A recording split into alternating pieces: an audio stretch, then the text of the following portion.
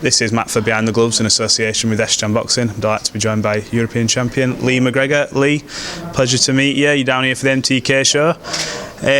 Last time out, you won the European title against Guefre. Looking back on that fight now, how pleased were you with your performance? It was, a demolition job. Yeah, no, it was good. I'm really happy with how everything went. It was one of them that, in the build-up, obviously there was so many cancellations and postponements and stuff, so it was very challenging. 6 long months I'd been in training camp for that, but it turned out to be the best thing that happened to me because I was just improving every single camp. And obviously I'd made massive improvements in the gym and since joining with Ben Davison and that, so it was just nice to finally let the actions speak louder than the words, as the old saying goes, actions speak louder than words. And I was fed up a bit trying to prove that I'm a much better fighter, so to get in there and do the job I've done, I'm sure that I shocked a lot of people, opened a lot of eyes and made people take notice that I'm no joke and I'm really coming to take on the world. Yeah, because he's no mug, and when you went into it, everyone was saying, listen, this is going to be a tough fight, and I had every confidence you'd get the win, but I don't think quite, maybe apart from yourself, many people envisaged it going the way it did. Before you went into that fight, did you think this is how it's going to go? Did you think that might happen but in a couple of rounds, or you get deep waters? How did you see the fight going before that happened? Yeah, no, well obviously, I was a bit surprised with how quickly and that I did get the job done in that fashion as well. Although I was very confident that I was going to do the job that I'd done, but like you said, a couple more rounds. We had drilled the game plan over and over and over again. Like the first little phase that I'd done in the start of the fight, which dictated the ending really, I'd done numerous times in the gym, and it was literally getting to the stage where it was frustrating that Ben was making me do it that much, but I knew it needed to be done, and I'm a bit like that. Like, I'm a perfectionist, and I will keep doing it until I get it right. And I'm so hungry for success. So if that means that I need to sit and do it for a full day, as much as it will frustrate me, and I will not want to do it, I will make sure I do it. Ben knows that. Lee Wiley as well, Barry Smith, everyone down the MTK Performance Gym.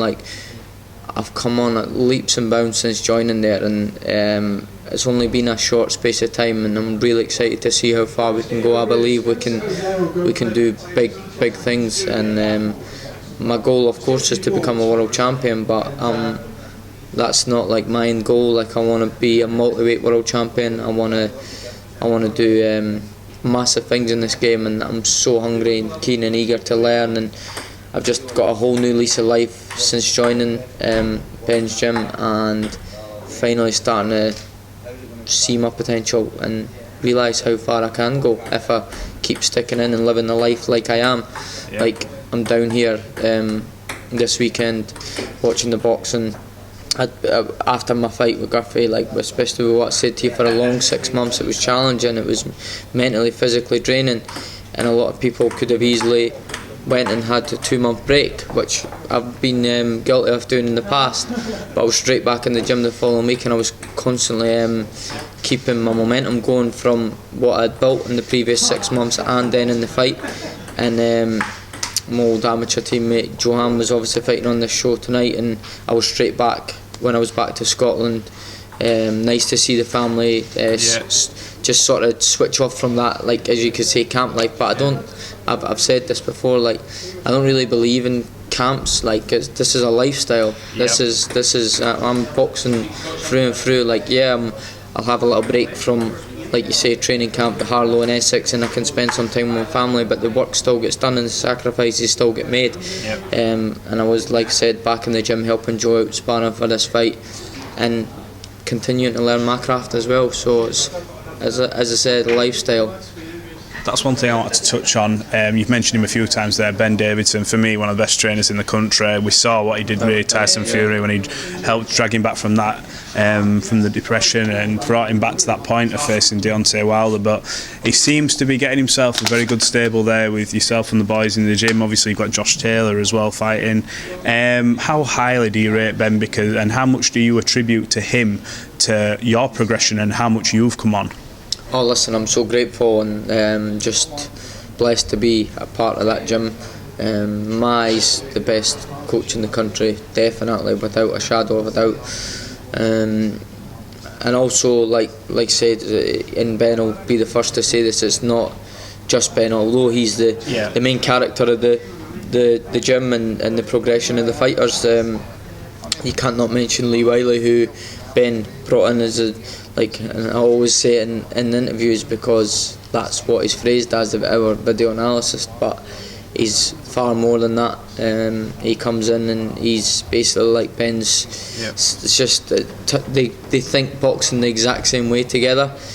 Two of them together. I genuinely could not trust my career in anybody else's hands. Obviously I can't not mention Barry Smith as well. He's down there with the boys, and he's always pushing us on in the gym, and he gets us fit and ready in that as well. So like I said, I've got the best team around me. But going back to Ben, he's definitely proven to be one of the best coaches, and I wouldn't say just Britain, in the world, world boxing.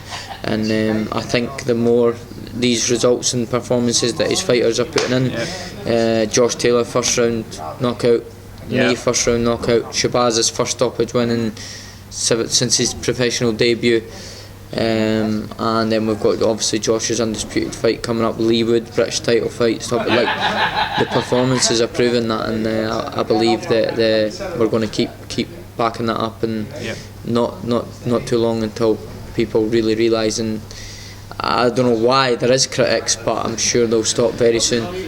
Yeah, I've never understood that. I don't want to dwell on critics too long, because I never understood anyone who criticises a boxing trainer, especially with all the good work he does. And you've just mentioned things there that I was going to come on to, so they speak for themselves.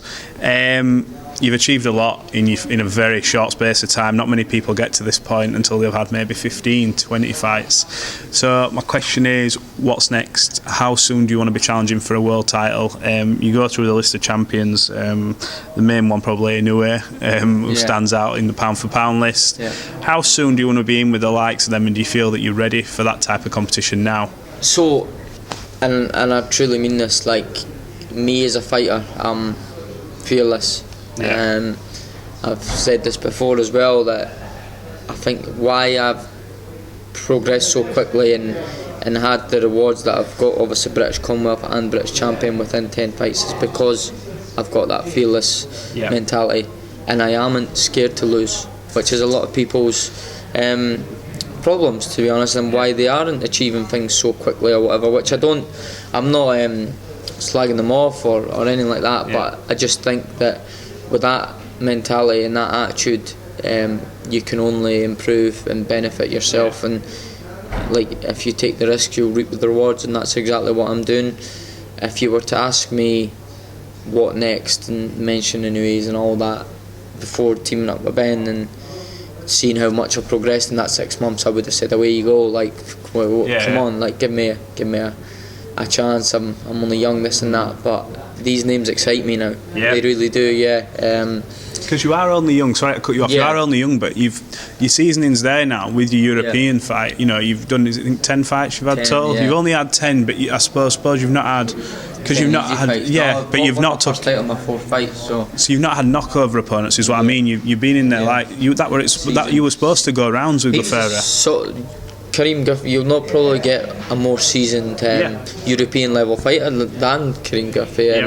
I think he won the belt 4 times. He's been around the world, European fringe world level for a long time. He's been on with world champions, Zakianov and that Des Marinas, who's now mandatory for Inoue, and well in them fights. So for me to do the job that I done on him proves that, like you say, not too far away I can be started to get in the mix with these names now. But yeah, it's one of them. It's like, I've obviously got the best team around me in MTK, and they'll do what's right for me.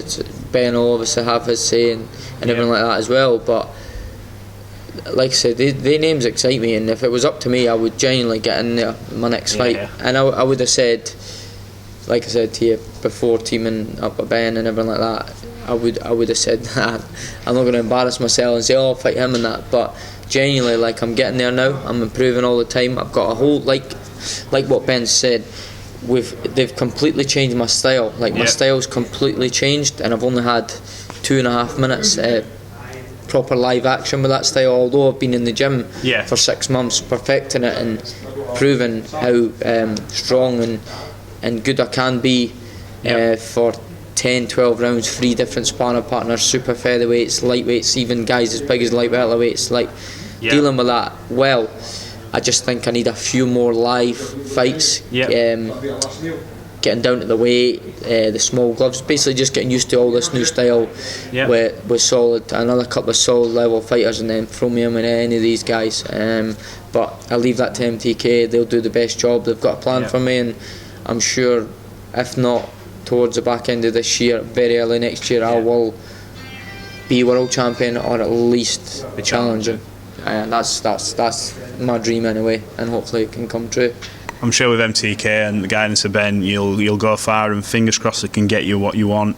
I want to touch on something that's happened more recently. One of your old opponents, Farooq, could be a bit silly if I didn't ask you about it. He got a win over Espinosa.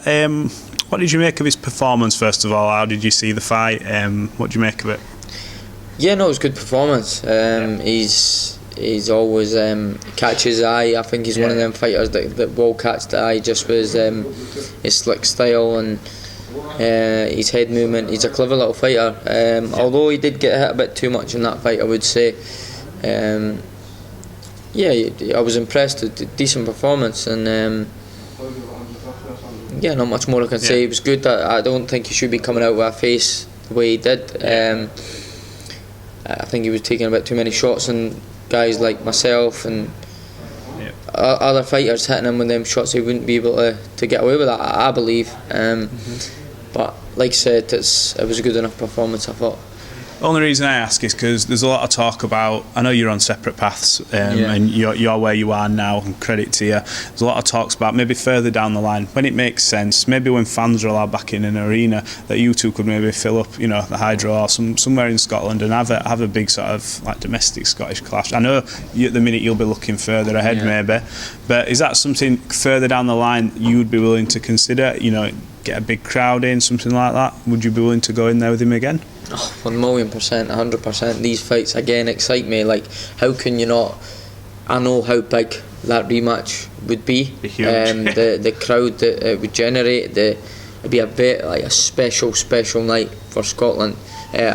Even UK boxing, European. I feel like the whole world. But Americans, obviously, I've been fighting on ESPN now. Like, we're both branching out. The UK and getting a bigger audience watching us and talking about us, so I think that fight will generate a lot of interest. So it'd be crazy for me to say nah, I'm not interested in that fight at all. But like you say, we are sort of on slightly different paths, but Eddie seems to be mentioning it a lot. Eddie seems to like the idea. MTK are obviously, I've got a plan for me, but I'm sure, and this is what I mean, like, Eddie, and Eddie's the man. If he can make these things, if anyone can make these things happen, Eddie can do it. So I'm sure if he was to go to my management, although we do have plans, potential world title plans and things like that, I'm sure if he puts an offer to my team that we can't really knock back, and it's one of them that's like, well, fair enough, things are tied up still at world level, this, that, all ifs and buts, but there's no harm in then Eddie putting forward to MTK what he wants to do and what he wants to put forward. And MTK know me, they know me better than anybody. Absolutely. So, and it's been where I've said this previously as well, like, Guffey fight, all my fights really, the Cash fight, it wasn't like, oh, do you fancy this or do you fancy that? Like, Just say yeah. This, you're fighting this guy. You fight Kareem Guffey. November 11th was the first day it was meant to be. Obviously, we ended up fighting the Muck, and my reply was no problem. I was on holiday in Turkey. It was not long after I just fought Ryan Walker, and it went from being at the pool to get ready for a night out, to go out for a night out on holiday with the family, to get an hour in the gym before we've done that. So that's my mentality. Listen, they know that as well. So like what I'm trying to say, get my point across, is that if Eddie goes and MTK like basically like the sound of it, It can happen. I think it can happen. They know. Listen, you don't need to ask me. And like I've said before previously as well, I would love to get that rematch, although it was a close fight. People do think Cash won. A lot of people think me. No matter, I don't care what anybody says, it's not a robbery. It definitely wasn't a robbery. I've seen robberies in boxing and that was not it. So there was nothing I would take more pleasure in than shutting the critics up and putting that right, because there's no way that Cash Farooq gets that same Lee Mcgregor. So, and if he, like, let's say that these judges seen what fans did see, let's not beat around the bush and say like there's a lot of people that have an opinion that think Cash won, but there's a lot of people that have an opinion that think I won. But for it to be that close a fight and people go, I thought he won, and so to be split, what I'm trying to say, and that was a 50% me, like 100% me, and my previous performance has proved that I've improved massively. I feel like Cash was good in his last performance. Didn't see much improvements there. Like, so I'm excited if that was to happen. No matter what, I'm on big fights and things that are going to change my life. And Cash rematch will change my life. World title fight will change my life. So I feel like it's life-changing fights for me from now on, no matter who it is. Brilliant. I think that's what everyone wants to hear, that things like that can happen. And I know you both on your separate paths and you've achieved the European title status and you'll be looking further afield, but no, that's brilliant. Listen, Lee Mcgregor, thanks very much for talking to Behind the Gloves. Appreciate your time. Fingers crossed we can have a catch up in the future. And yeah, brilliant. Thanks for taking time out your day, pal. Thank you. Cheers. Nice. Oh, hey there, fight fans. Didn't see you there. If you guys haven't already subscribed to my YouTube channel, make sure you go to do so by clicking right here, or else.